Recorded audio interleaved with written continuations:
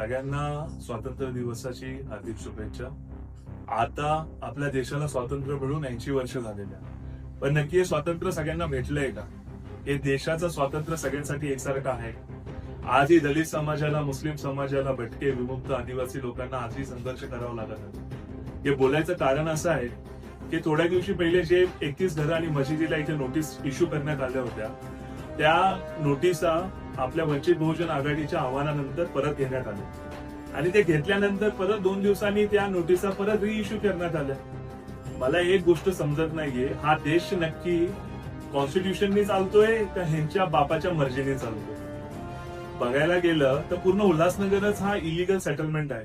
इथे सगळे रहिवाशांचे घरं अधिकृत नाहीये. एकतर्फी जी कारवाई करण्यात आली या मशिदीवरती आणि 31 घरांवरती, मला ते समजत नाही ह्यांना काय तिकडे बांधायचं.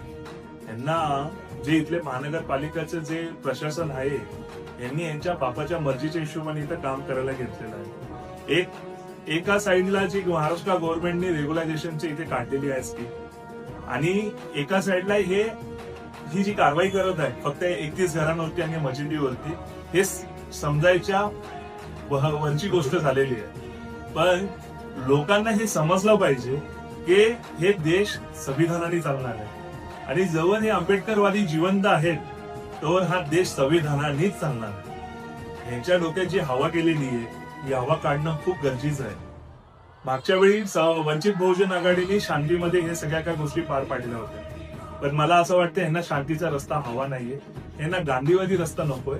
यांना आता एक आंबेडकरवादी सबक शिकू शकतो, मला असं वाटतं. येत्या 21 तारखेला आपण एक आंदोलन पुकारलं आहे वंचित बहुजन आघाडीने. ह्याच्यामध्ये स्वतः सुजात दादा 21 तारखेला इकडे येत आहे उल्हासनगरमध्ये, आणि ह्यांच्या नेतृत्वाखालीच हा आंदोलन निघणार आहे. चोपडा कोर्ट पासून आपला मार्च निघणार आहे आणि नंतर उल्हासनगर महानगरपालिकाला आपण घेराव घालणार आहे. ह्याच्या मागचा सूत्रधार अजून आम्हाला कळाला नाहीये, पण येत्या 21 तारखेपर्यंत आम्हाला ह्याच्या मागचा सूत्रधार कळेल. तो कुठलाही अधिकारी असो, कुठलाही पक्षातला असो, कुठल्याही मधल्या बोलतात ना सत्ताधारी असो, त्याची त्या दिवशी गाढवावरती भिंत काढली जाणार, त्याच्या गळ्यात चपलेचा हार घालणार. कारण जे त्याच्या डोक्यात हवा गेलेली आहे ना, ते त्याच्या मर्जीच्या हिशोबाने हे चालवायचा त्यांनी प्रयत्न केलेला आहे. इकडे हे प्रयत्न त्याचा हाणून पाडला जातो. 21 तारखेला पाऊस असो, काही असो, वादळ वारा असो, पण तुम्हाला सगळ्यांना यायचं. कारण आज ही गोष्ट त्यांच्यावर बिकतीये तर तुम्ही वाटत असेल की त्यांना बिकतीये, आपल्यावर तर नाही, पण ही वेळ आपल्यावर पण येऊ शकते. तर सगळ्यांनी या आंदोलनामध्ये सहभागी व्हावं, हेच माझ्याकडनं तुम्हाला सगळ्यांना बोलायचं. सगळ्यांना जय भीम, जय शिवराय.